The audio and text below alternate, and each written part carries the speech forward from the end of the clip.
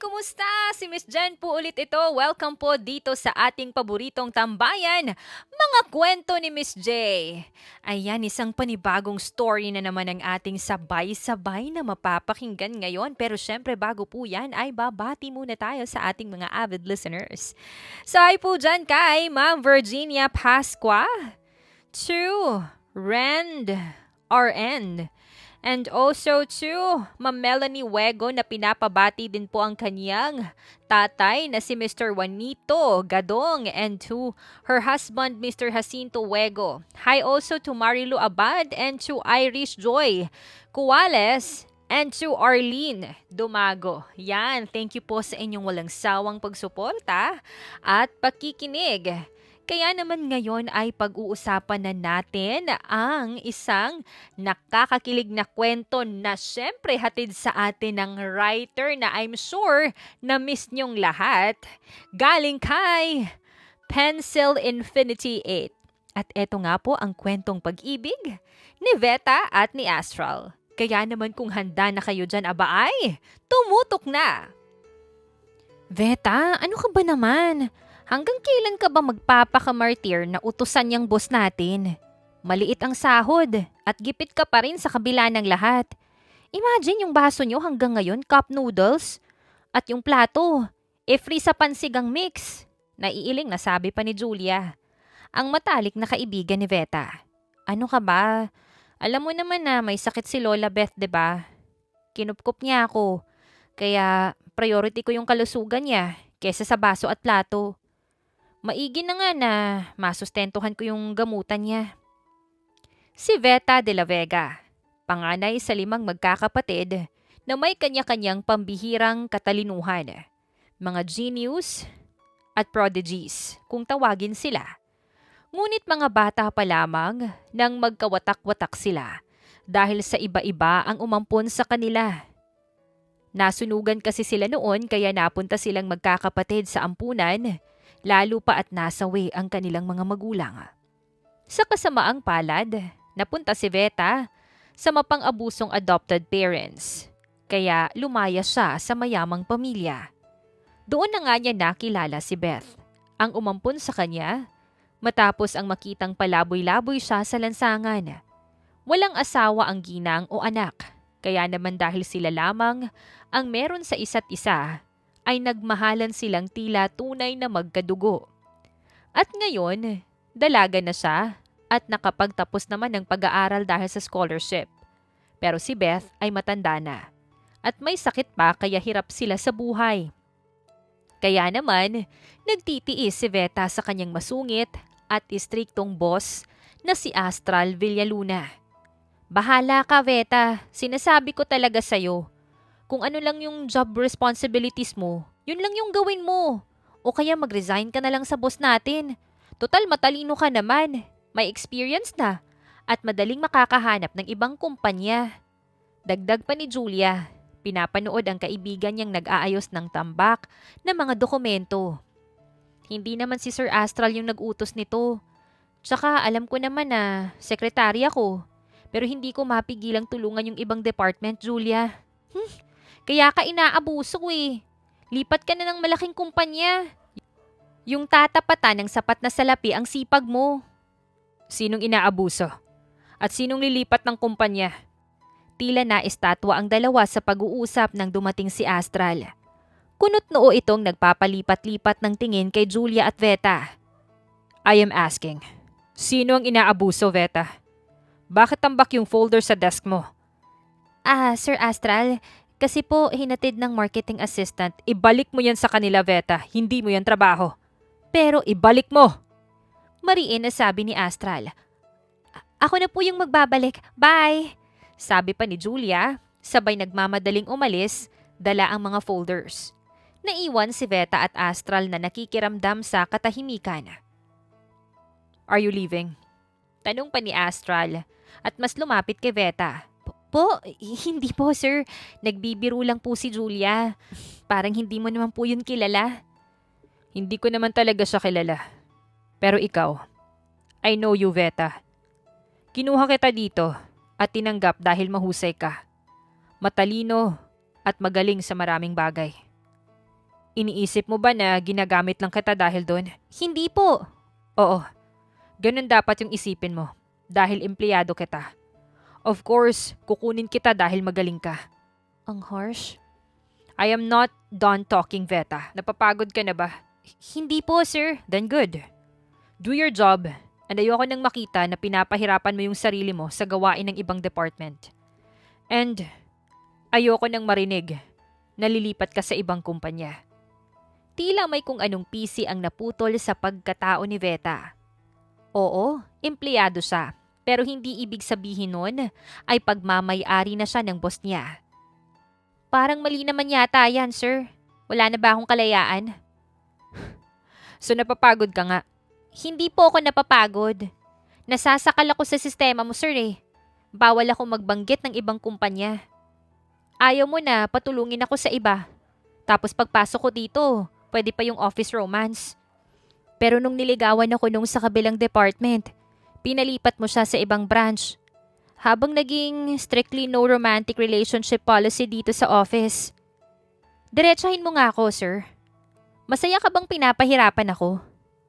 Tuluyan na ngang sumabog ang naipon na hinaing ni Veta sa kanyang boss. Matapos ang 3 taon na pagtitiis niya sa ugali nito. Tila natigilan naman si Astral. Pero nanatiling nakakunot ang noo nito. Ilang sandali pa ay napahilot sa sentido na walang maisagot. Sir, sumagot ka. Ako naman yung nagtatanong sa unang pagkakataon.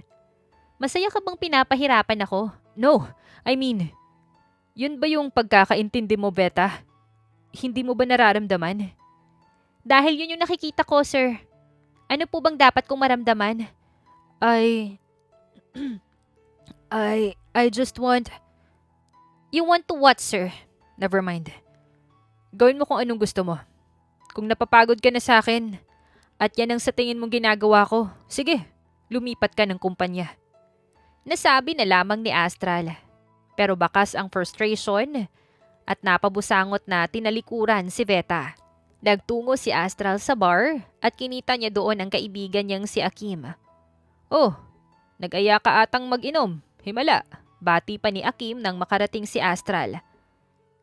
I think she's leaving. Saad ni Astral bago sumimsim ng alak. Who? The genius pulubi girl na sekretary mo. Don't call her like that. She's not pulubi anymore. Fine. Okay. Ano naman kung aalis na siya? Natatakot kang gamitin siya ng ibang company laban sa'yo? No. Huwag mo na nga akong asarin, Akim. Alam mo yung dahilan. Fine. If you like her, then tell her, Astral. Kasi mali yung interpretation niya sa pagmamahal mo. I don't know, Akim. I can't tell her yet. Kailan pa? Kapag umalis na nga talaga siya. Nakuha mo nga siyang sungitan eh. Imbis na inilalayo mo siya at binabakuran, why not court her? Lapitan mo. Ipakita mo yung intensyon mo sa kanya. Ang problema kasi, hindi ako marunong manligaw. That's your problem. For real. Kaya hindi ka makaporme eh. Tawang-tawa pa na sabi ni Akim na hindi matigil sa pagtawa. Manahimik ka nga. It's my first time. She's my first love. And I don't know what to do. I'll help you, dude. Ano ka ba? Really? How? At doon na nga nagsimula ang pagtuturo ni Akim sa kaibigan niyang si Astral ng mga dapat gawin ng isang lalaking manliligaw. Samantala, kanina pa palingalinga si Veta sa upuan ng kanyang boss dahil matapos ang tensyon sa pagitan nila, ay hindi pa nga ito bumabalik. Ay, ano ka ba naman kasi, Veta?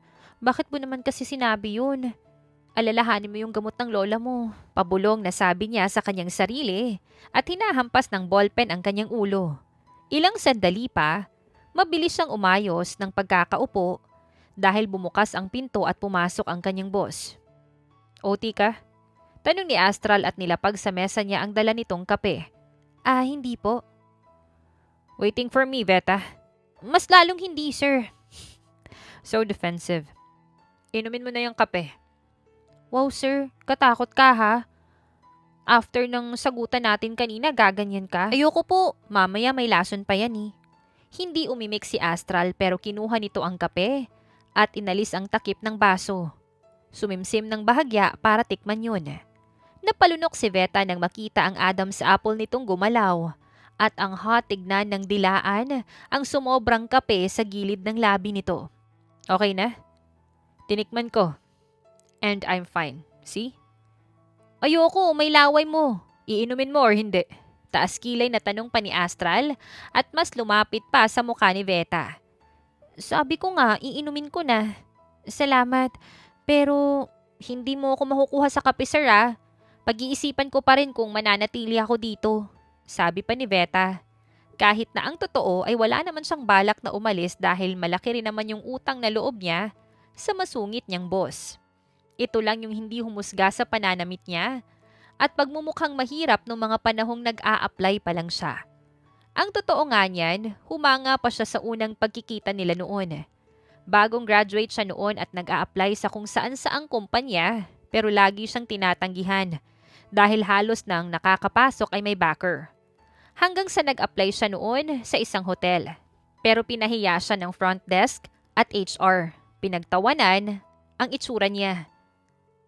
Pero natameme ang lahat nang dumating si Astral. Sa isang iglap, ito ang may-ari ng hotel at sinibak ang mga umapi sa kanya. Inilahad ni Astral ang malinis nitong kamay para tulungan siyang tumayo at kasunod na nga nun ang alok nitong magtrabaho siya sa kumpanya nito. Doon nagsimula ang lahat. Pero isang araw, bigla na lang naging masungit ang hinahangaan niyang boss. Umiwas, naging cold at strikto. Nalingid sa kaalaman ni Veta, ay nagsimula nang maging gusto siya ni Astral at nagsiselos na sa mga umaaligid sa kanya. Dahil hindi alam ni Astral kung paanong manligaw, ay naging iba ang interpretasyon ni Veta. Tapos ka na bang magkape?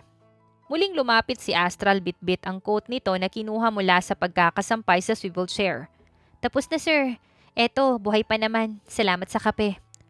Let's go. Masyado ka ng OT. Ano pong let's go? Sa Tagalog, Veta, tara. Oo nga no, pero I'm taking you home. Uuwi mo ko, sir? Hanggang doon may trabaho? Ito na ba yung parusa mo sa pagsagot ko kanina? I mean, iuuwi kita sa inyo. Bingi ka ba? Ay wow, harsh. Hindi ni sumagot si Astral. Sa halip, ay kinuha nito ang bag ni Veta at saka tumalikod para maglakad. Sir, yung bag ko! Ako na yung magdadala, hindi naman kita jowa. Hindi pa, Veta. Ha? Ewan ko sa'yo, manhid. Nang makasakay sila sa elevator, ay kunot noong nakatitig si Veta sa kanyang boss. Siguro, ayaw nitong umalis kaya nagbabait-baitan. Dapat lang no, kasi di rin naman ako aalis talaga. Sa isip pa ni Veta at tumawa bigla ng malakas. Sinasapian ka ba? Yes sir. Kakainin kita. Sabi pa ni Veta at in-stretch pa yung dalawang braso niya nang biglang magpatay bukas ang ilaw sa elevator. Sir, mamamatay na ba tayo? Sir! Ah! Tilipan ni Veta nang bumilis pabulusok pababa ang elevator. Mabilis naman siyang kinabig ni Astral at niyakap ng mahigpit. Dahil sa takot, ay ganun na rin yung ginawa niya. Ang yumakap sa masungit niyang boss. Shh, huwag kang matakot. Pag-aalupa ni Astral hanggang sa unti-unti nang bumabagal ang elevator. At tumigil na ito. Buhay pa ako! Sabi pa ni Veta at mahigpit pa rin ang yakap kay Astral. Natauhan lamang siya nang maamoy ang pabango nito sa dibdib kung saan siya nakasubsob. Sorry sir, natakot lang. Ayos ka lang ba? May masakit ba sa'yo? Wala po. Ikaw sir, ayos ka lang ba? Ayos lang ako. Sabi pa ni Astral. Mabuti patawagan ko na yung maintenance, kailangan na nating makalabas. Sabi pa ni Veta matapos kumalma. Naku sir, naiwan ko yung cellphone ko sa office. Ikaw kasi basta mo kinuha yung bag ko eh. Sinisi mo pa ako. Ako na lang yung tatawag. Mukhang lowbat pa yung phone ko. Ano ba yan, boss? Tapos lowbat yung phone. Wala kang backup phone, sir. Naiwan ko din sa office. Paano na tayo lalabas? Ang dilim. Mamaya biglang umandar tapos magloko na naman tong elevator, sir. Nasa ground floor na tayo. Hindi na to bababa pa. Paano kung Tilipan ni Veta sa gulat dahil nagpatay bukas na naman yung ilaw at umuga yung elevator. Mabilis naman siyang niyakap ulit ni Astral ng mahigpit. Teka sir, Tumigil na oh. Hindi ako makahinga. Sorry. Tsaka pinakawalan sa yakap si Veta at kasabay naman nun ang pagbukas ng elevator, kung saan nakaabang na rin ang mga maintenance staff. Dumiretso na sila sa parking lot at agad na inihatid ni Astral ang dalaga sa bahay nito. Dito ka nakatira? After working on-stop? Yes sir. Salamat po sa paghatid at pagyakap. Pagpapakalma sa akin kanina sa elevator para makauwi ka na po. Hindi mo man lang ako papapasukin? Tsaka na po. Sa labas pa nga lang, minamaliit mo na yung maliit nga naman talaga naming bahay. Paano pa sa loob na may ipis at daga? Damn! You live with rats and cockroaches? Oo nga po, sige na uwi na po. Pagtutulak pa ni Veta sa kanyang sir, papasok sa kotse. Bye sir, ingat po! Saad niya, at kunot noon namang pinatakbo na ni Astral paalis ang sasakyan niya. Yes! Yes! Napasuntok sa hangin si Astral nang makapasok sa kanyang kwarto. Tuwang-tuwa na animoy nanalo ng loto nang biglang tumunog ang cellphone niyang hindi naman talaga lowbat at full charged. With backup phone niya pang dala niya rin. Sir, naibalik na po namin ulit sa ayos yung elevator. Saad ng maintenance na binayaran mismo ni Astral para magkaroon ng aberya at magkaroon silang dalawa ng moments ni Veta. Good job. Make sure na walang makakaalam nito ah. Yes sir, ako na pong bahala sa mga kasamahan ko. Sana po ay nag-enjoy kayo sa loob ng elevator.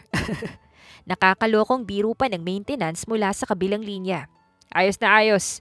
Dahil dyan may bonus ka. Pinatay na ni Astral ang tawag at sinend ang bayad with bonus sa mga kinuntsaba niyang maintenance. Hindi niya akalain na magiging effective ang payo ng kaibigan niyang si Akim para mas mapalapit kay Veta. Para siyang siraulo na nagpagulong-gulong sa kanyang higaan. Daig pa ang babae kung kiligin. Sa sobrang kilig pa nga ay lumagapak ito sa sahig matapos mahulog sa kama. Pero nakangiti pa rin sa kisame na animoy walang nangyari. Samantala, si Akim naman na kaibigan ni Astral na magaling magpayo ay siya ngayong nahaharap sa kanyang pinupormahang dalaga sa kalye 3. Si Zelmira, ang maangas at math genius na driver na ubod ng ganda. Hi Zelmira, bati pa ni Akim matapos makipagbaldahan sa ibang pasahero para sa tabi ng driver makaupo. Sir, wala ka bang kotse? Hindi ba't naayos na yung sasakyan mo? May gusto lang akong gawin. I need to confirm something. At sasabayan ko na rin yung dumada moves kong kaibigan. At isa pa, paano mo nalaman yung pangalan ko? Stalker ka ba, sir? Hindi ako stalker mo. Tinanong ko yung barter mo. Isa pa, don't call me sir. I am Akim, remember? Wala akong pake kung sino ka. Huwag mo akong daldalin dahil baka ibangga kita sa poste. Harsh, but I like it. Ngiting abot langit na saad pa ni Akim. Lilinawin ko lang sir hindi ako interesado sa'yo. Tinulungan kita noon dahil kailangan mo ng tulong. I'll make you fall in love with me, sabi pa ni Akim. Sakto naman na may nagpasuyo ng abot ng bayad. At para masubukan niya ang advice niya rin kay Astral na physical touch to make someone fall in love, ay hinawakan niya ang kamay ni Zelmira pag abot ng bayad. Gago! Sabi ni Zelmira na napapreno dahil sa ginawa ni Akim. Tinesting ko lang. Hindi na naituloy ni Akim ang palusot nang sapakin ni Zelmira at pababain. Nagkantsawan naman ang mga pasahero na tinawanan si Akim. Nang gabi nga na yon, kung si Astral ay umuwing kilig na kilig, at tuwang-tuwa sa tagumpay, si Akim naman ay natikman ang kamao ni Zelmira ng Kalye 3. Nang sumunod na gabi, nakipagkita agad si Astral kay Akim para humingi muli ng payo. Nagkita sila sa VIP room na lagi nilang nirerentahan sa isang resto bar. Ayos, tagumpay yung plano. Masayang balita ni Astral pero tila pinagbagsakan ng langit at lupa si Akim nang dumating ito. Anong nangyari sa'yo? Tanong niya dito. Wala. Matamlay na sagot pa ni Akim. So, effective talaga yung payo ko sa'yo na elevator mission? Oo, Akim. And you know what? As in, nagkaroon kami ng physical contact. Niyakap niya ako. Physical touch yun. Niyakap ka ng sekretary mo? Niyakap ko siya. Kasi nga natakot siya. Sana lang totoo yung sinasabi mo na nakaka-inlove yung physical contact. Mukhang okay naman sa'yo. Sa akin kasi hindi eh. Teka nga, ano bang nangyari? At bakit putok yung kilay mo? Ngayon mo lang napansin matapos mo akong yabangan. Well, yung babae kasi na gusto ko, Naalala mo ba si Zelmira? That boyish pretty genius girl na driver sa Calle Tres na pinupormahan ko. Yung babaeng tumulong sa'yo nung nasiraan ka ng kotse. Yeah, she freaking punched me. I just hold her hand to make physical contact. Bakit mo naman kasi biglang hahawakan? Close ba kayo? Hindi. Pero kagaya ng payo ko sa'yo, diba? To build connection and love, kailangan ng physical touch. Ang labo mo naman, Akim. Ikaw yung nagbigay ng tips tapos di mo alam kung paanong i-apply. Natatawang tugon pa ni Astral. Kaya naman nga, imbis ngayon na si Astral ang hihingi ng bagong tips kay Akim, ay siya na ngayon ang nagturo sa kaibigan niya kung paano nito paamuhin ng genius driver ng Calle Tres na mas maton pa sa mga tambay at mabangis pa sa tigre. Good luck, bro! Nasabi na lamang ni Astral matapos turuan si Akim. Veta! Ano ka ba? Bakit late ka na? Tanong ni Julia na nananakbo sa hallway papalapit sa dalaga. Hinatid ko kasi si Lola Beth sa klinik at nahihilo na naman siya. Kinailangan na taasan yung dosage ng gamot niya eh. Teka, bakit? Hinahanap na ba ako ni Sir Astral? Hindi! Pero kasi may bulaklak sa table mo, Day. Bulaklak? Oo, as in flowers, bouquet, red roses, at may pa-chocolate pa. Halika, dali! Samantala, nakamasid si Astral na hinihintay ang magiging reaksyon ni Veta sa pabulaklak niya at tsokolate nito. Oo nga no, pero sino naman yung maglalagay nito? 'Di ba bawal nga yung office romance? Tanong pa ni Veta kay Julia matapos na damputin yung bouquet na nakapatong sa mesa. Oo nga pala no, pauso kasi yan si Sir eh. Sabi ni Julia, walang kamalay-malay na dinig ni Astral na nagtatago at nakamasid ang sinasabi niya. Eto may card. Ang bantot naman ng codename nito, SpongeBob. Baka di pa tuloy yung secret admirer mo, Veta. Sana Superman naman, no? Sa true, para carry lang kahit nasa labas yung brief. Kesa kay SpongeBob, no? Cheese na may necktie. Baliw. Si SpongeBob, hindi cheese. Nagtawanan ang magkaibigan. Habang si Astral ay masama na ang tingin at pahaba ng pahaba ang uso. Ayoko nito, mamaya matanggal pa ako sa trabaho. Sabay shoot ni Veta ng bulaklak sa trash bin. Halos mapanganga sa pagkabigla si Astral at napasabunot ng buhok, pababa sa batok. Okay, etong chocolate sa akin na lang para safe. Balik na ako sa table ko, Veta. Thank you, sabi ni Julia at tinangay na nga yung chocolate. Parang binuhusan ng malamig na tubig si Astral at mabilis na nagmarch siya papalapit kay Veta. Sir, bakit mo... Teka, nagagalit ka po ba kasi na-late ako? Nagsabi po ako sa HR kasi si Lola... Sabay padyak na parang bata bago nag-walkout si Astral na nagmarch siya paalis. Nagalit yata kasi na-late ako. Bulong ni Veta at mabilis na nagbukas ng computer para magtrabaho. Matapos ang lunch break, ay lumipat na siya sa table niya sa loob ng office ni Astral. Sa umaga kasi ay sa labas siya sa main station niya at sa tanghali ay kailangang andun siya sa table na inilaan ni Astral sa kanya sa office nito. Walang kibo si Astral pagpasok niya. Tahimik at nakanguso hanggang ngayon. Pansin niya rin yung pasulyap-sulyap nito pero ilang sandali pa ay iiwas kapag nahuhuli niya. May gusto ka bang sabihin, sir? Ako? Ano namang sasabihin ko? Kasi pansin ko po na kanina ka pa panay tingin eh. Baka naman gusto... Naayos mo na ba yung schedule ko next week? Yes sir. Nakaset na po lahat ng appointment with future investors. The place, the time, and the proposals. Muling tumahimik si Astral matapos na tumango. Si Veta naman ay hindi mapakali at panay ang tingin sa kanyang boss. Wala man lang thank you. Napaka-ungrateful talaga porke sinasahuran lang ako. May sinasabi ka ba? Tanong ni Astral, nakunot noo. Po, wala po sir. Akala ko may itatanong ka rin eh. Tingin ka kasi ng tingin. O baka naman may gusto ka... May I go out? Mabilis na sabi ni Veta at nagmamadaling lumabas. May I go out? Ano to? Classroom? Naiiling na sabi ni Astral at napangiti na lamang. Naisip niya rin kasi matapos kumalma. Oo nga naman, siya ang nagbawal ng office romance. Veta, may problema tayo.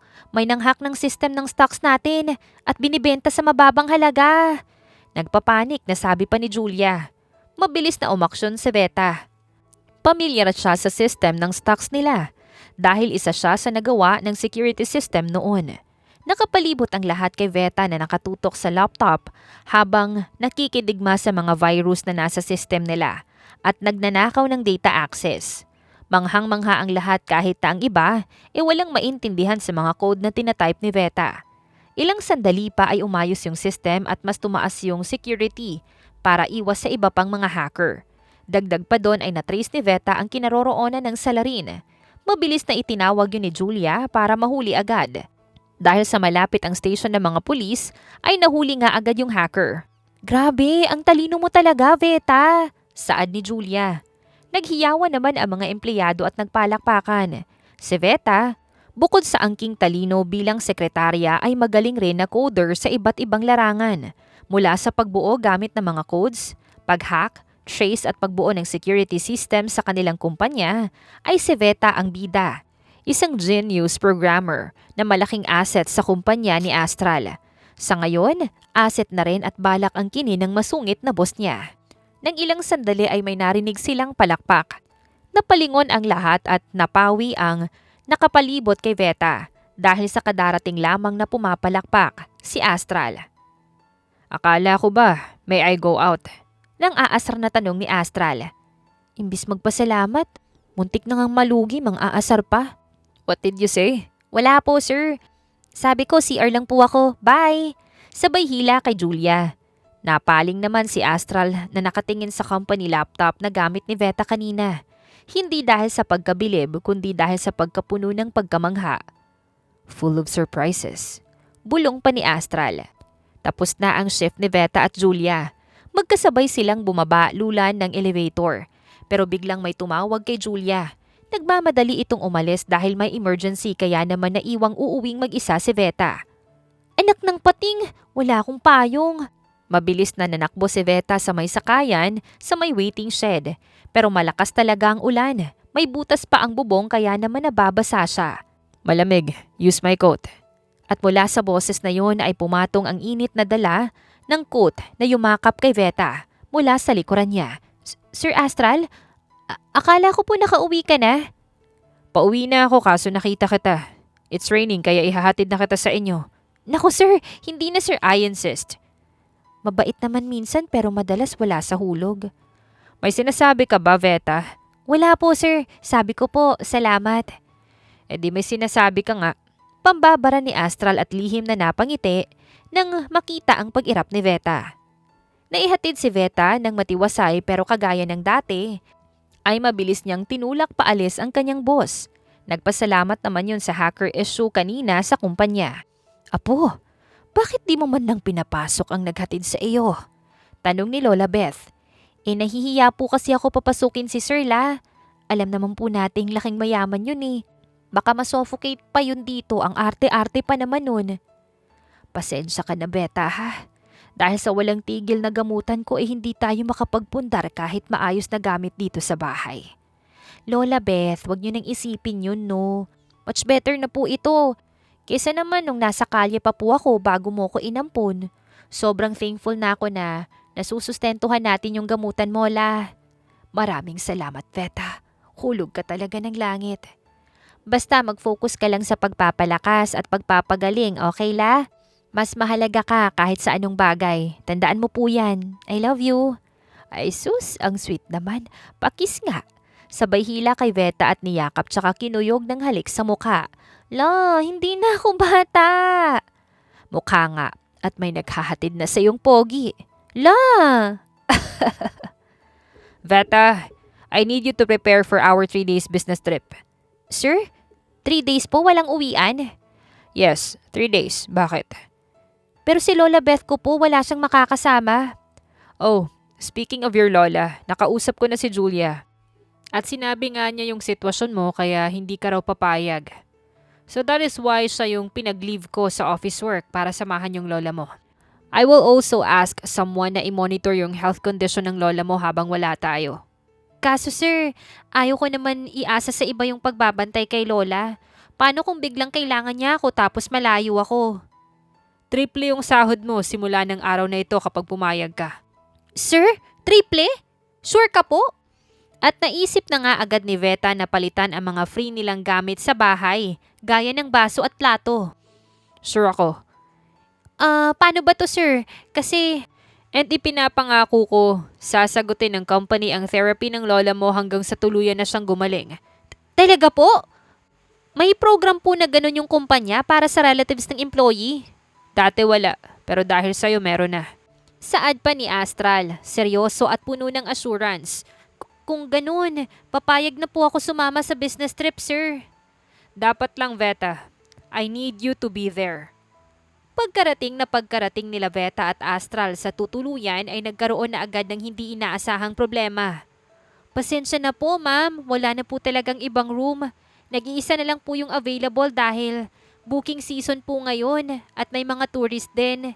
Paliwanag ng staff kay Veta. Hindi kasi siya nakapag-book sa pag-aakalang inaasikaso na yon ng kanyang boss. Dahil hindi naman ito naiutos sa kanya. Paano na Sir Astral? Iisa na lang yung kwarto tapos sa ibang malalapit na hotel ay fully booked na rin. Wala na tayong magagawa, Veta. We'll take the room. Sir? Seryoso? Sa iisang kwarto? So what? Wala naman akong gagawin sa'yo. Sabi ni Astral na ikinanganga ni Veta. Parang pinapamuka na hindi siya kaakit-akit na dalaga. Napatango na lamang si Veta sa inis. Sa unang pagkakataon, parang naapakan ang buhok niya. Never pa na may nagparamdam na pangit siya kahit mahirap siya.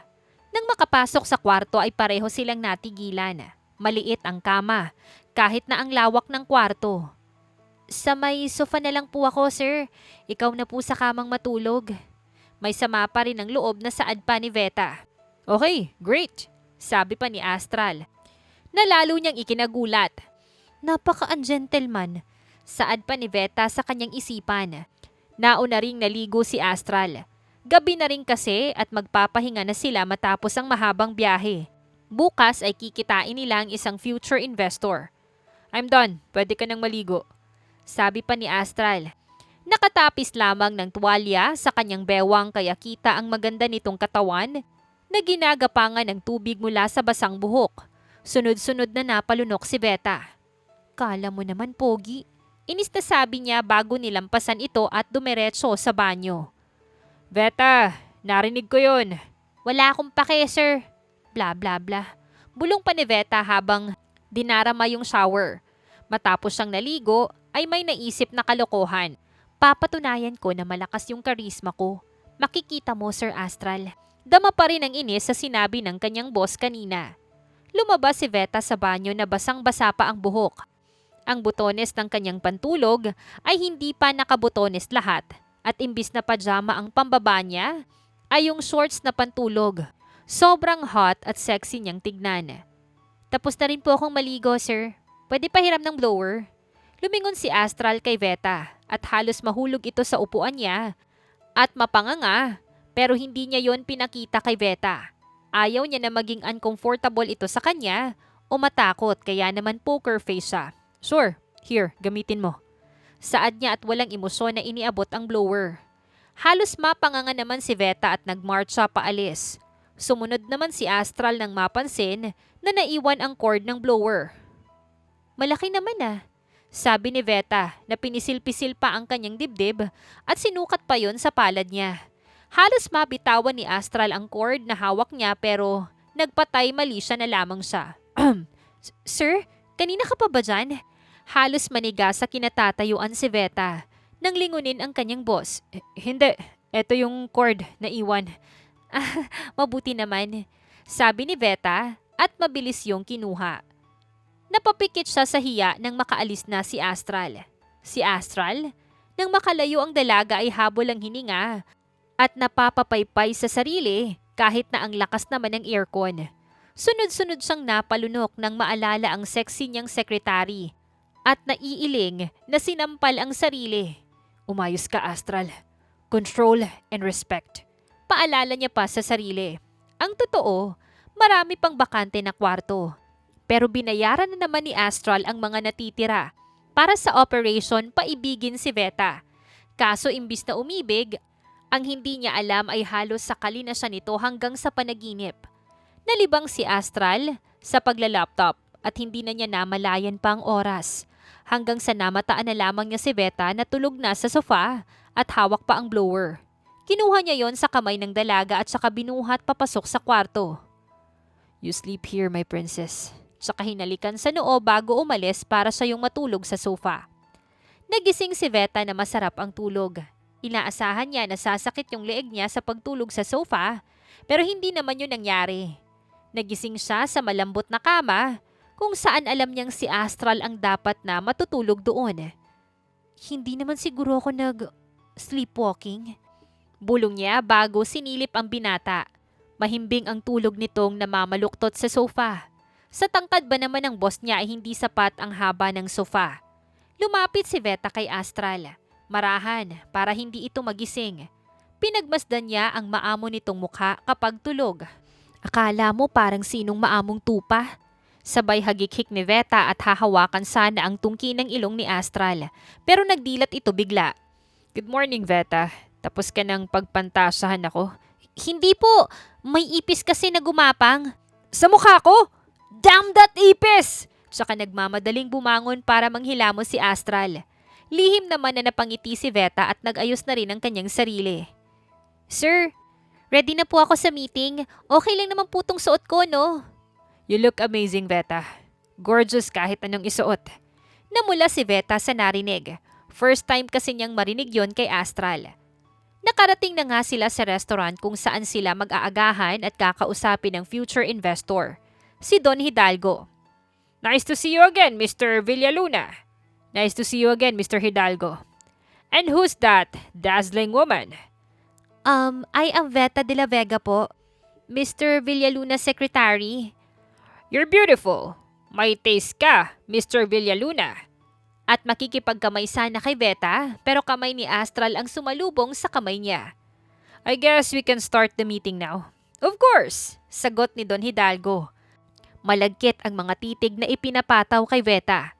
Ilang sandali pa ay may tumawag kay Astral. I'll just answer this call. Please excuse me. Naiwan si Veta at Don Hidalgo sa mesa.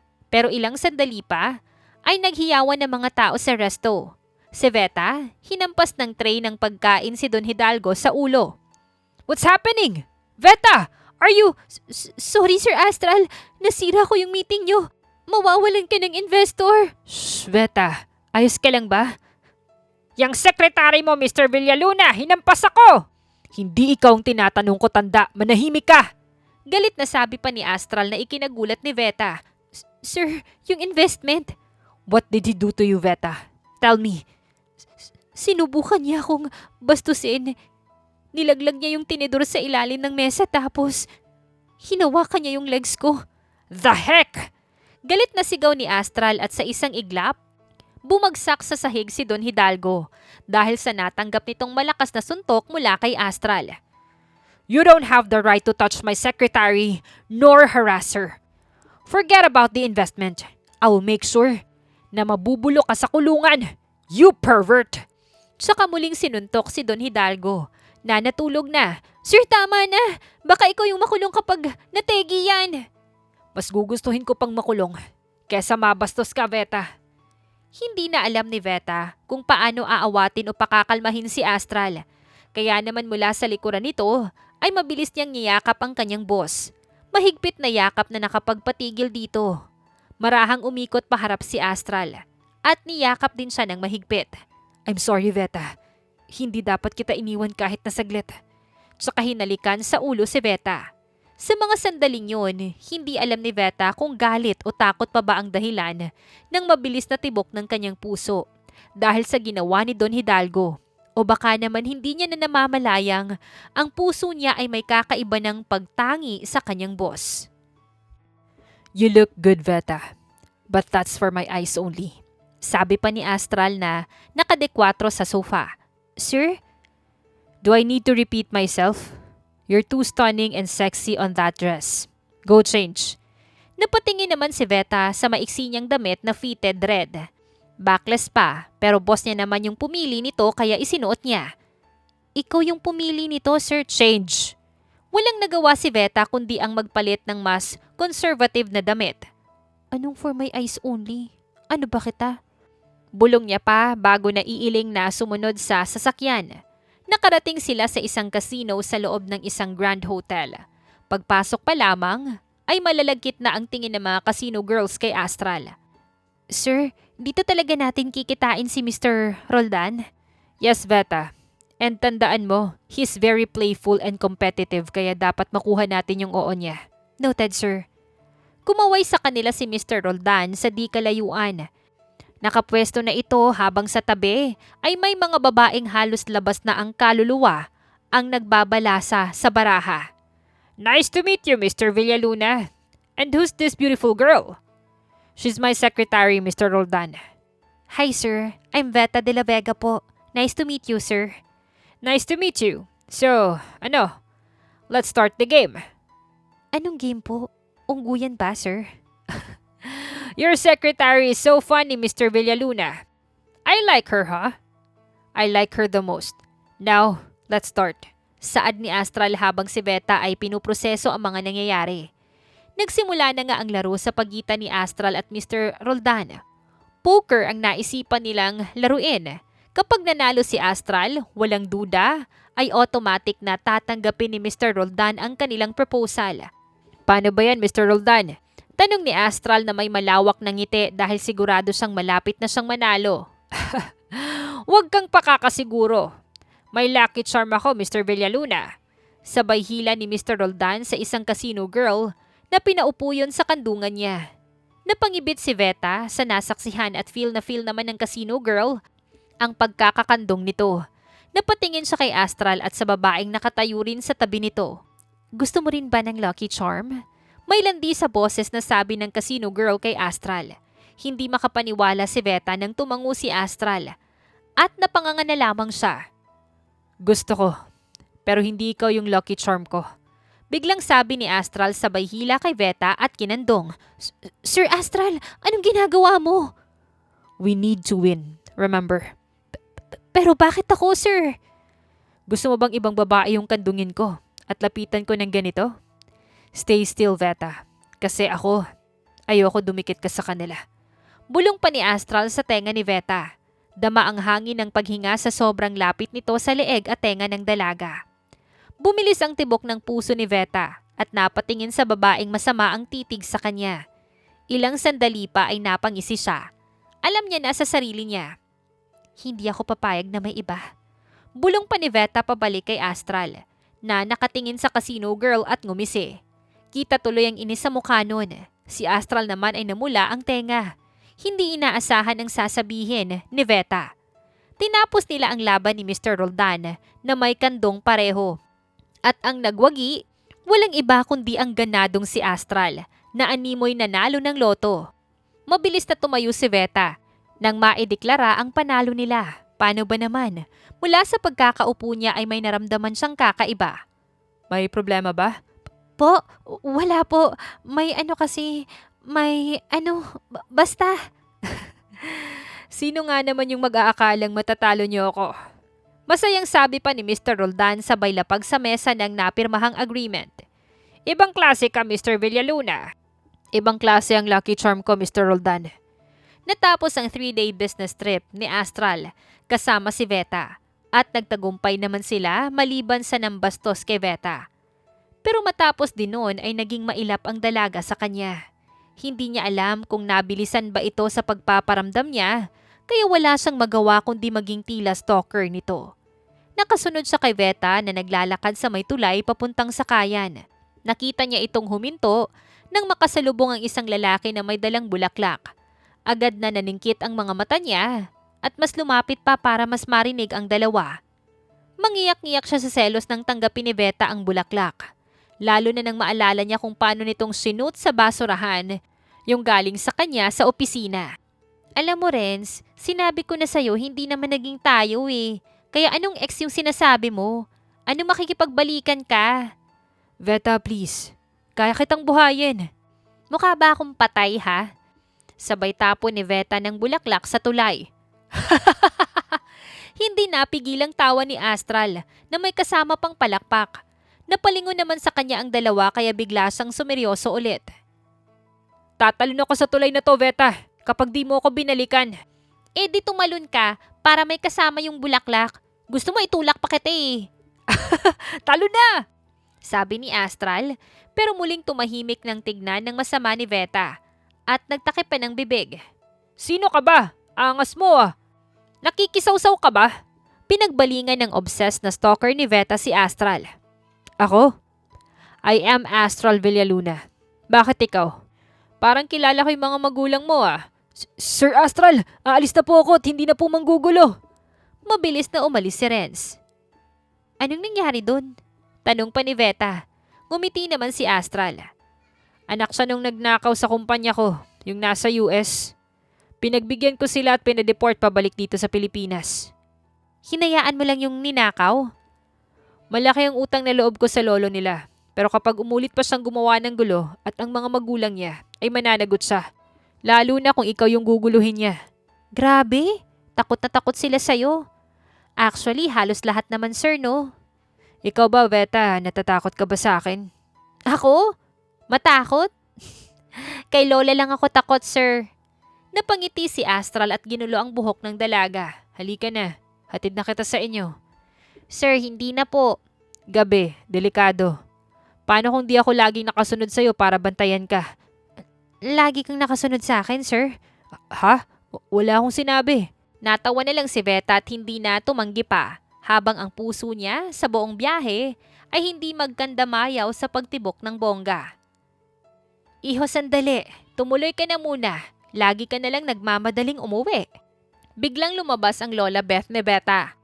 Nang aktong paaalisin niya na si Astral. Kaya nga po, Lola. Lagi na lang po akong tinataboy ni Veta. Naku, etong bata na ito talaga. Halika, pumasok ka. Tsaka hinila ng matanda si Astral. Wala na ngang nagawa si Veta kundi ang patuloyin ang boss niya. Sa loob ng bahay, ay nilibot ni Astral ang paningin niya. Maliit lang ang tinutuluyan ni Veta at lola nito. Kaunti ang gamit at sa kusina naman ay wala gaanong makikita. Hindi pa ba sapat yung sahod mo? Tanong ni Astral. Malaki kasi yung gastos ko sa therapy ni Lola eh. Mas okay na yung masustentuhan kesa sa ibang bagay. Kaya ngayon, gusto ko pala ulit magpasalamat, Sir Astral. Kasi sagot na ng kumpanya yung pagpapagamot ni Lola. Kahit papano, makakaluwag-luwag na kami. O heto, inom ka na muna. Sabay bigay ng tubig na ang baso ay sa cup noodles. Baso to? Pasensya na, sir. Di pa ako nakakapamili. Pero dahil wala na akong iintindihin sa therapy ni Lola, makakapamili na rin ako. At mas marami ka nang mabibili. Kasi I will increase your salary effective tomorrow. Talaga, sir? Yes, Veta. Like triple higher. Walang halong biro, sir? Wala. Parang pagtingin ko sa'yo. Totoo. Po? Wala. Bingi ka lang talaga. Sir, narinig ko yung bingi ha. Pero yung sinabi kong gusto kita, hindi mo narinig. Mas mahinang saad pa ni Astral. Kain tayo! Sabi ng lola ni Veta na binuksan ang Tupperware ng ice cream na ang laman ay pritong galunggong habang ang plato nila ay yung libre pa sa sinigang mix. Pinagmasdan ni Veta si Astral. Bigla siyang nakaramdam ng hiya dahil laking yaman ang binata. Sabi ko na sa'yo umuwi ka na, makulit pa naman si Lola. Bakit ako uuwi? Kaya mo mong kumain sa ganyan? Uminom sa basong ganyan, cup noodles? Kaya mo, diba? Kaya ko din. Nakangiting sabi pa ni Astral at sinaluhan sila na kumain ng hapunan.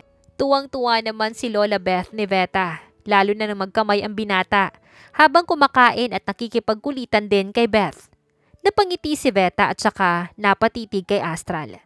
Biglang kumalabog na naman ng mabilis ang kanyang dibdib. Nahuhulog na yata ako. Bulong pa niya. Veta, maaga tayong mag-out. Half day ka lang today. You come with me. Wala ka namang business meeting, sir, diba? Bukas pa po. Not business. Basta, sumama ka, okay? Pack out your things. Nagmamadali namang nag-ayos ng gamit si Veta. Dadalhin niya pa sana ang scheduler book niya pero kinuha yun ni Astral at inihagis pabalik sa mesa. Hinawakan siya nito sa braso bago ngumiti at hinila siya. Nagtataka ngayon si Veta dahil nasa mall sila ni Astral. Sir, don't tell me yung increase ng salary ko dahil pati pamimili ng gamit at pamamalengke ako na rin. Natawa na lamang si Astral at kumuha ng cart.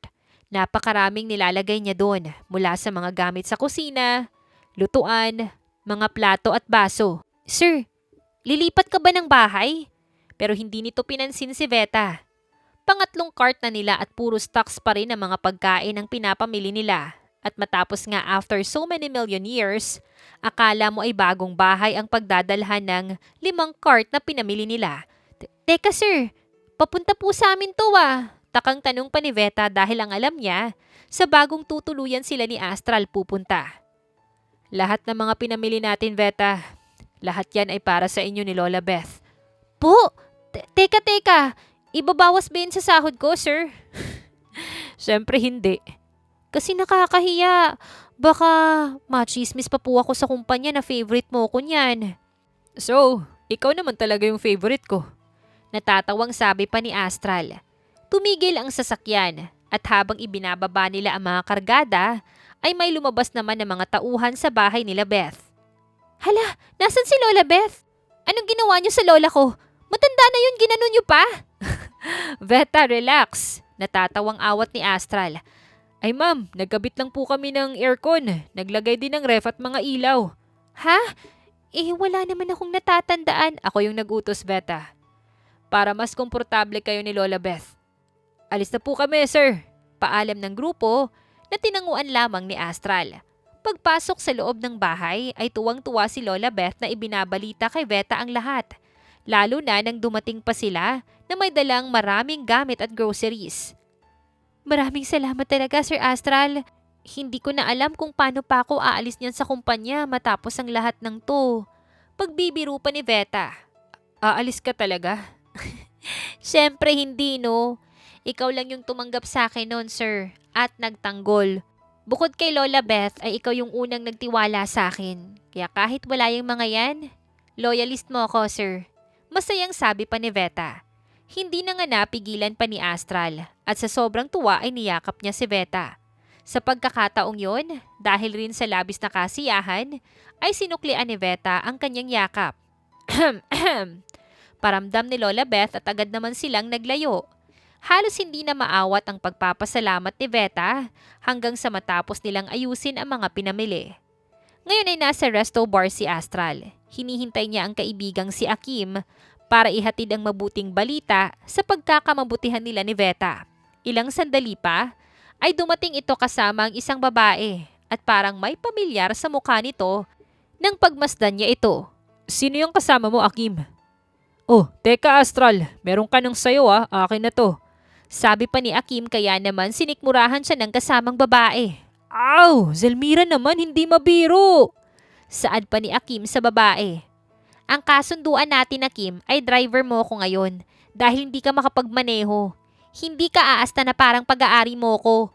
Sabi ni Zelmira na may pagkasigang todo.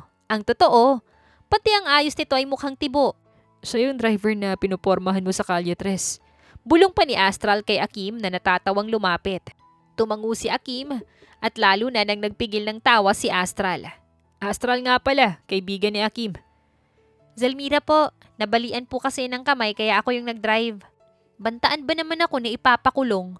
Reklamo ni Zelmira kasabay ng pagpapakilala kay Astral. Pagpasensyahan mo na yung kaibigan ko, Zelmira. Bigyan mo kaya ng chance si Akim.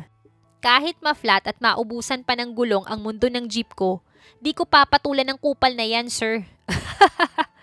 Malakas na tawa ni Astral habang napatakip ng mukha sa hiya si Akim. Teka, ibahin natin yung usapan. So ano? Kumusta na kayo ng sekretary mo? Tanong ni Akim kay Astral. Feeling ko malapit na kaming maging couple. Malakas na tawa ni Astral. Iniinggit ang kaibigan. Habang si Zelmira naman ay nakikinig sa usapan nila, ay napapailing na lamang habang umiinom ng alak. Teka, sakit ng tiyan ko. Punta lang ako ng CR. Paalam pa ni Akim. Teka! Bakit Zelmira? Sasama ka? Hindi no. Sige na, ilabas mo na yung baho mo. Grabe ka talaga, Zelmira. O paano, dyan na muna kayo ni Astral Samantala, lingid sa kaalaman ni Astral, halos magliyab na siya dahil sa pag-aalab ng titig ni Veta. Nasa parehong resto bar kasi sila at sinama ni Julia si Veta para daw mag-unwind. Pero eto ngayon ay namumuyo sa selo si Veta. Huy, ayos ka lang, Veta. Ang sama ng titig mo kay Sir Astral, ah. Tignan mo, Julia. Ang kapal, may kasama siyang babae. Kung kailan nahuhulog na yung loob ko sa kanya. Matapos nung pinakita niyang kabutihan sa akin, may iba pala. Naiiyak na saad ni Veta. Kaya nga, pero in fairness, maganda yung babae, ah. At kamukha mo pa, Veta. Nakakainis ka, Astral. Sabay tungga ng alak. Kahit hindi naman siya lasinggera. Tuluyan na ngang nagpakalasing si Julia at Veta. Nagsasayaw-sayaw na sila ngayon sa saliw ng musika sa may dance floor na nakalaan para sa gustong magsayaw nang biglang may lumapit sa kanilang kalalakihan. Akmang may didikit na at hahawa kay Veta, pero biglang may humarang. Sir Astral? Lasing pa na sabi ni Veta. Si Julia naman ay humila ng tipo nitong lalaki at biglang nawala sa eksena. What are you doing here, Veta? Lasing ka and you're dancing here? Paki mo ba? Ikaw nga may babae. Saka niyaya ko ni Julia. At least ako, babae yung kasama ko, hindi lalaki. What are you saying? Kasama ko si... Nasaan na si Julia? Nasaan na ba yung babaeng yun? Alis! Bitaw! She's gone. Nanghila ng lalaki. Paano kung may humila rin na ibang lalaki at may gawin sa'yo, ha? Wala ka na doon. Doon ka na sa babae mo! Lasing na talagang magsalita si Veta. Bigla namang napangiti si Astral sa kakyutan ng dalaga. Nagsiselos ka ba, Veta? Hindi ako nagsiselos. Nagsiselos ka. I knew. At yun na lang yung naidugtong ni Astral matapos ang halikan ni Veta. Matagal silang nagkatitigan at parehong sabay na napalunok. You started it. Saad ni Astral. At sa pagkakataon na yon ay siya na ang umangkin sa labi ng dalaga. Lasang-lasa niya pa yung alak sa bibig ni Veta. Pero wala yun sa kung paano siya malasing sa paraan ng pagtanggap nito ng halik sa kanya. I hope you won't forget it kapag hindi ka nalasing, Veta. Isang banayad at masuyo pang halik ang iginawad ni Astral. Bago niya binuhat si Veta papuntang sasakyan. Tinext na lamang niya si Akim na aalis na siya. Si Akim na walang kamalay-malay na iniwan na rin ang mainiping si Zelmira habang siya ay nakikipaglaban pa sa inidoro. O Veta, gising ka na pala. Heto, ginawaan kita ng hangover soup. Bakit ka ba nagpakalasing ha? Lola Beth, sino pong naghatid sa akin pa uwi? Ang sakit ng ulo ko. Huling natatandaan ni Veta ay nagsasayaw siya sa dance floor kasama si Julia. Iniuwi ka ni Astral. Si Sir Astral po? Oo, bakit? May nabanggit po ba siya sa inyo? Wala naman. Hinatid ka lang niya. Tapos umalis din. Pilit na inaalala ni Veta ang mga pangyayari. Hanggang sa bigla na nga lang, naalala niya kung paano nilang namnamin ni Astral ang labi ng isa't isa. Kung paanong siya ang naunang humalik dito. Halos sampalin niya ang sarili sa naalala. Pero nawala yun ang maalala niya rin ang babaeng kausap ni Astral at kasama doon. Nag-init tuloy yung ulo niya sa selos. Dahil sa mas nangingibabaw ang selos na nadarama ni Veta, ay mas pinili niyang iwasan si Astral. Malamig pa siya sa yelo sa tuwing kinakausap ito kaya naman si Astral ay tuluyan na ring di nakayanan ng pag-iwas niya. Pumasok si Veta sa opisina ni Astral dala ang mga dokumentong papipirmahan nito. Pero pagpasok niya, ay mabilis na hinila siya ni Astral. Isinarado ang pinto at isinandal siya doon. Sir Astral, maghunos dili ka. Nasa office ka. Why are you ignoring me, Veta? Tsaka itinukod ang magkabila ang kamay sa pintong kinasasandalan ni Veta. Hindi ako umiiwas, sir.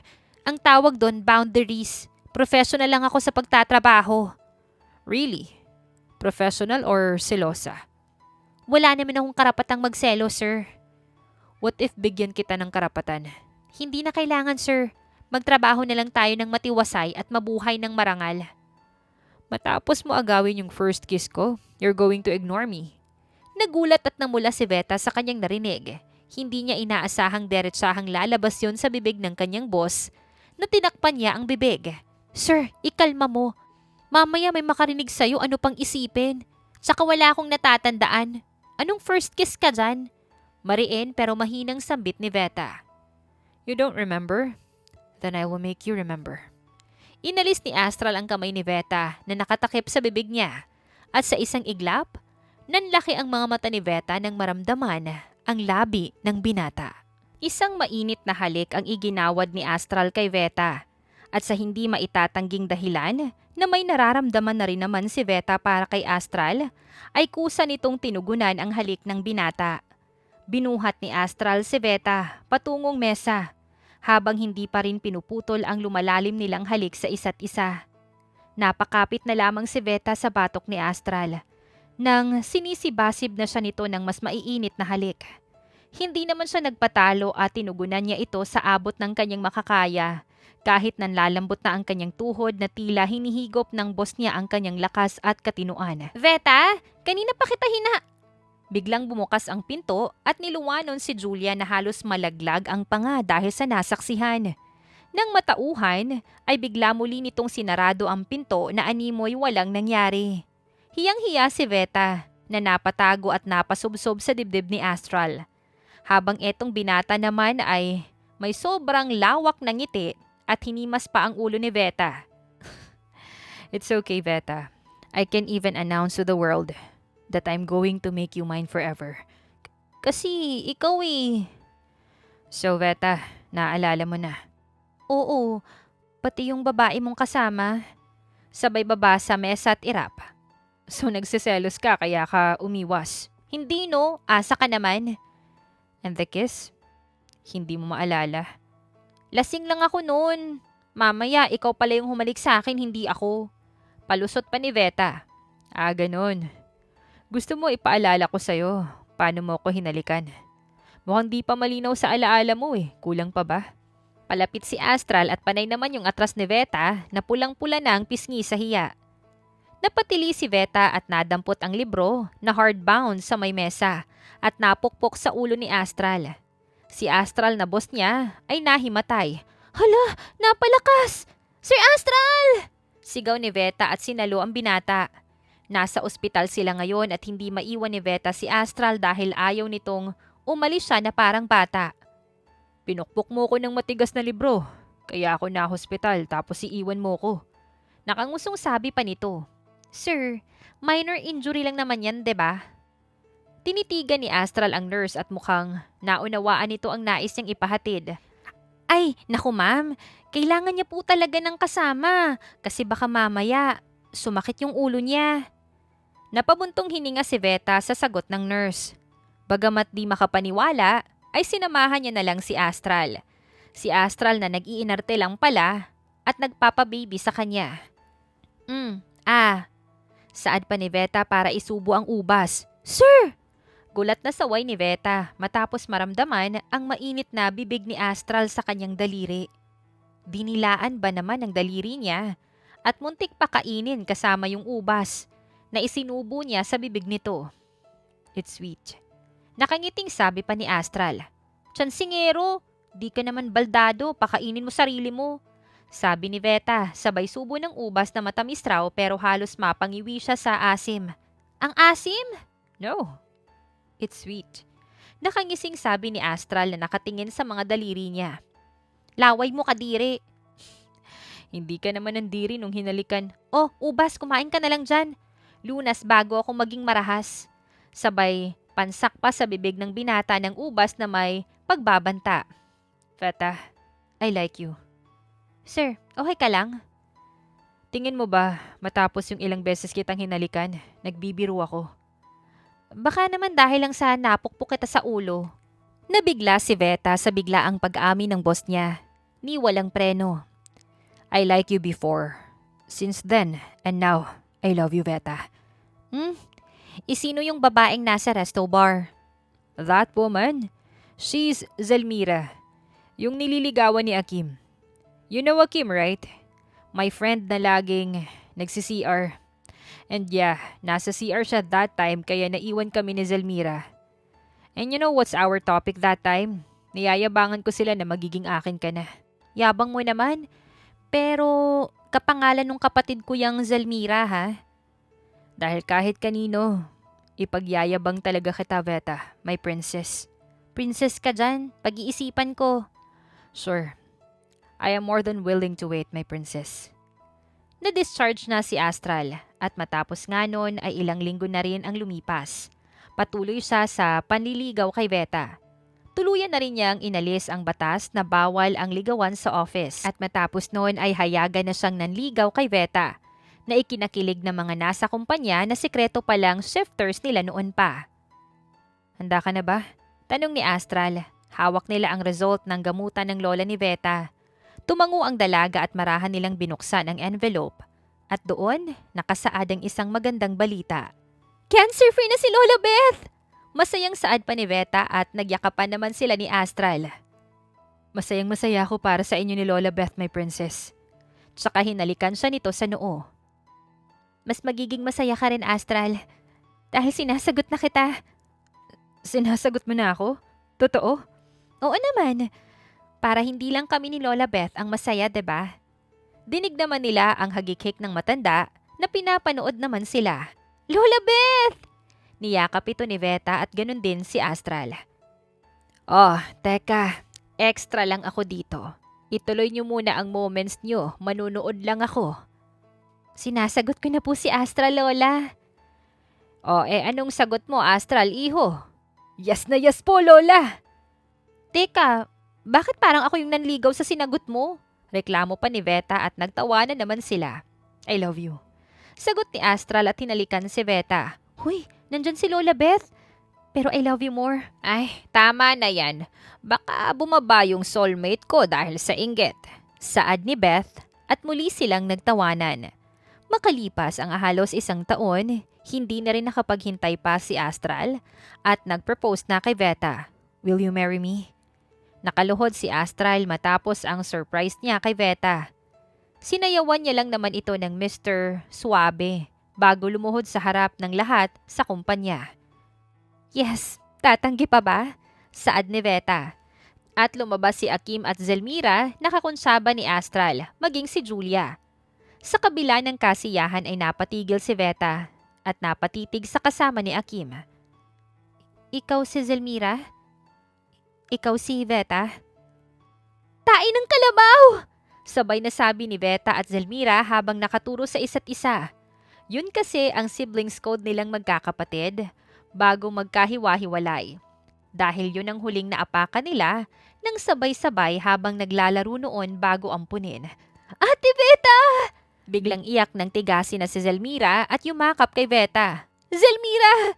Sambit ni Veta na naiyak na rin sa sobrang tuwa. At doon na nga nagsimula ang reunion nilang magkapatid habang si Akim at Astral ay nakangiting pinanood ang dalawa. Balang araw, mahahanap din natin si Kaina, Akila at Manisha. Sabi pa ni Veta. 5 kasi silang magkakapatid. Nagkaiba-iba man ang apelido ay nangako silang hindi babaguhin ang pangalan nila kahit pa maging apelido nila ay ang sa umampon sa kanila. Ang panganay ay si Veta.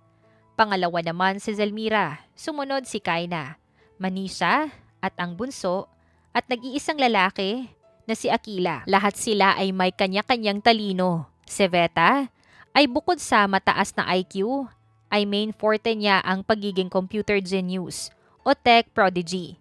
Si Zelmira naman ay math genius, mahusay sa mga numero. Si Kaina naman ay business genius. Si Manisha ay music prodigy. At si Akila, may photographic memory at pangarap maging lawyer. Tumagal ang pakikipag-usap at catch-up ni Veta at Zelmira. Kaya naman ang dalawang binata, nakanguso na, kaya natawa na lamang sila. Sumapit ang araw ng kasal ni Veta. Siyempre ang kanyang maid of honor ay walang iba kundi si Zelmira, habang ang best man naman ni Astral ay si Akim. Sa paghahagis ng bulaklak ni Veta bilang bride, ay nasalo ni Zelmira ang bulaklak. Nagulat na gulat at tila natuod sa kinatatayuan, habang ang lahat ay naghihiyawan.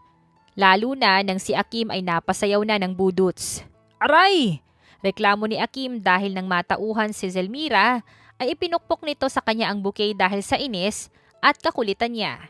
Natawa na lamang ang mga tao habang si Astral at Veta ay nag-runaway na mula sa venue para sa maagang masimulan ang pulot gata nila.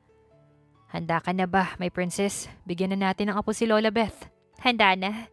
Nangaakit na sabi ni Veta. Matapos na pumwesto sa kama sa nangaakit na posisyon. Mabilis na pumaibabaw si Astral at sinimula na siyang siilin ng puno ng pananabik na mga halik.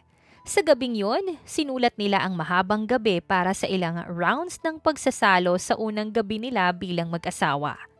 9 na buwan ang nakalipas, nagsilang ng malusog na kambal si Veta. At sa pagsapit ng edad noon na 2 taon, ay pareho nang nagsasalita at nagbabasa, mana sa kanyang talinong taglay na nasa dugo na talaga nila.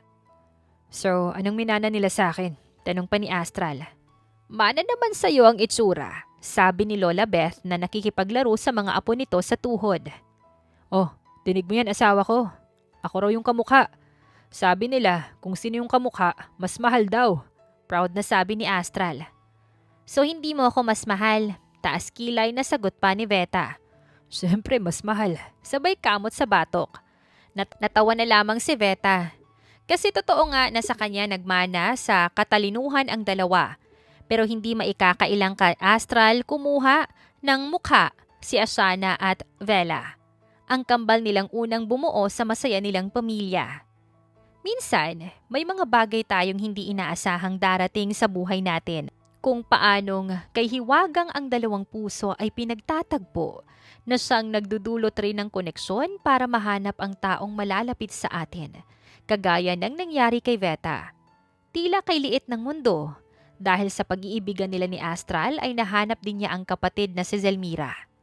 Ang tanong, mahanap rin kaya nila ang koneksyon para muling matagpuan ang iba pa nilang kapatid?